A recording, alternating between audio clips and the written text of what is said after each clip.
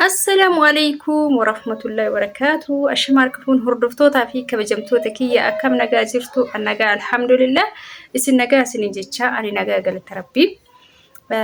Akkam jirtu jajjabaattu isinirraa badeemi. Har'ame gaafii obboleettii xiyya takka nagaa fatte jechuudha. Ati biyya galtee fixattee biyya galte moo heeyamaan biyya galtee? Ani garuu galuun barbaada. Reefuu haaromse garuu waraqata.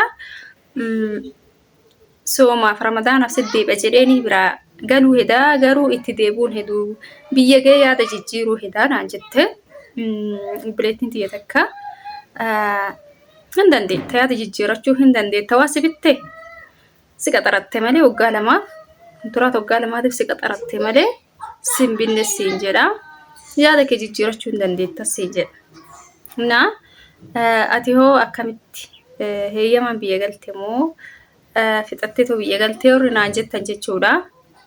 Hin fixanne anis heeyyamumaan galee garuu itti aare jechuudha. Amma yaada jijjiiruuf ta'aa jira itti aare jechuudha. Maal itti aartee yoo naan jettan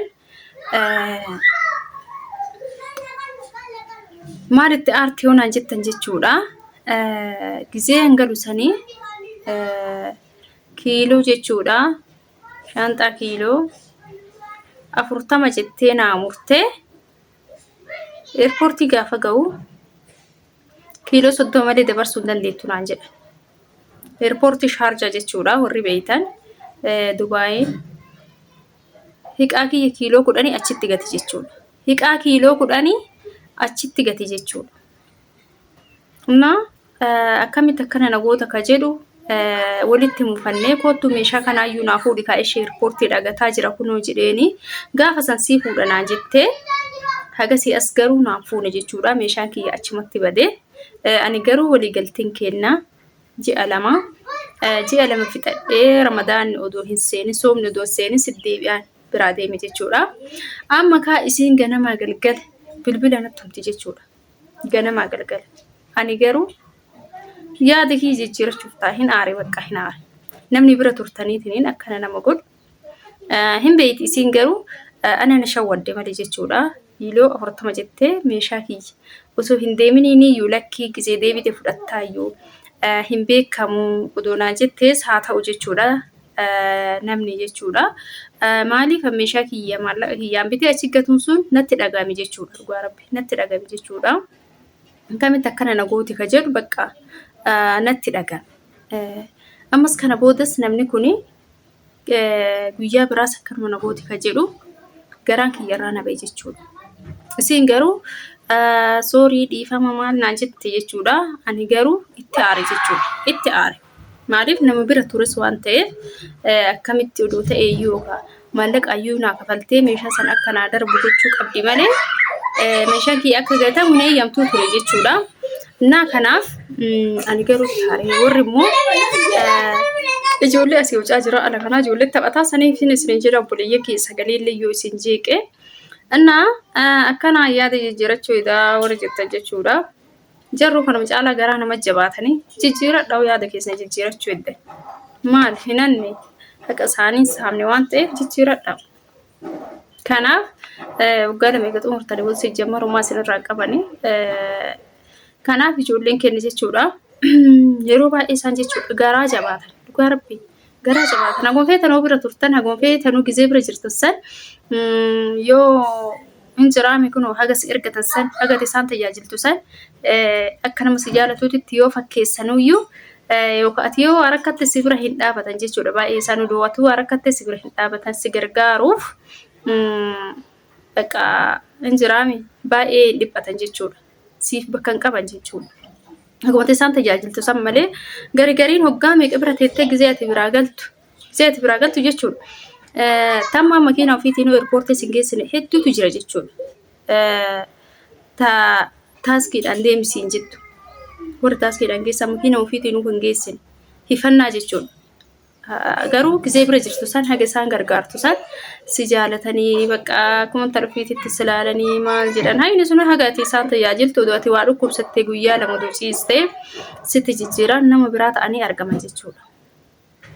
Sii galee akkasumallee odoo itti wal loltee waggaa hedduu bira teettee waggaa hedduu bira teettee kana jaalalumaan atillee isaanillee si kabajaneetis kabajjee oduma si jaalatanuu waggaa haganaa kan tajaajiltee yookaan odoo umar waldhabbii wayii dhufee odoo biraa hin deemattee murteessitee nama biraa ta'anii argaman jechuudha isaan.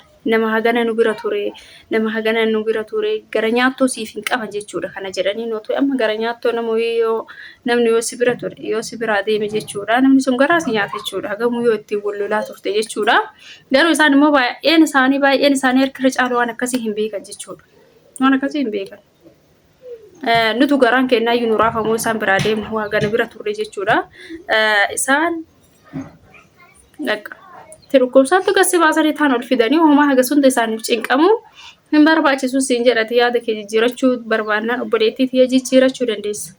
Galte jechuudha. Sitti mijatu hin deebisin mijatu baatu biyya keetitti hafta jechuudha. Homoon si cinquun si dirquun jiru. Zalaalamii waa si bitte moo.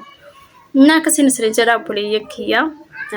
Akkasii warri fixattee galte moo yaman galte moo akkamii galtee warri naan jettan hin fixanne anu duun fixatiin galee.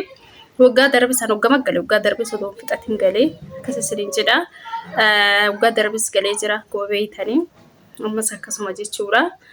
Ana akkasii obboleeyyan kiyya maaliifi nutu baay'ee isaanirratti jechuudha waan hojjennu irratti waan hundarrattu iyyuu haqa eeguuf baay'ee cinqabna jechuudha isaan garuu akkasii miti. Amma buleettiin kenna kun way hayni isiin darbaa wayin maallaqnummaan isii waraqataan naa haaromsite sun wayna darbaa yoo yaada jijjiiradhe maal ta'a ka jettu jechuudha. Isa san dubartillee tirtee hagamu hojjettee ji'a takkallee hojjechuufat dirqama isiin haaromsuu qabdi. Maaliif sirra qoxxora waan ta'eef dirqama ofii haaromsiti jechuudha siif jettee odoo hin taane. Kanaaf obboleeyyan kiyyaa yeroo baay'ee jechuudha isaanii baay'ee miidhamina baay'ee dhiphatina hojiin ofii miidhina odootu dhukkubsattee haa cabu odootu kuftee cabdee hojii isaanii irratti haa cabu siin hin jettu. Odooti distii wajjin lafa dhooftee luyti kee cabe badee distiin tiyya dhummutti cabde jetti malee anaa cabu wal jedhi wanti badee haa badu siin hin jettu. Hin beektan kana hundumti keessanuu jechuudha. Anna akkasii warra keessa turtan inuu beektan kuuwwan keessan hin dhiphatina hin cinqaminaan isiniin jedha. Akkasii warroonni viidiyoo maan hojjetinaan jettan haaluma gargaraatiif hin hojjetin samoora kanarratti hin tollee sanumaaf isiniin jedha obboleeyyan kiyyaa. Innaa kanaaf yaada jijjiirachuu warri jettan akkasinitti tole jechuudha. Akkasii.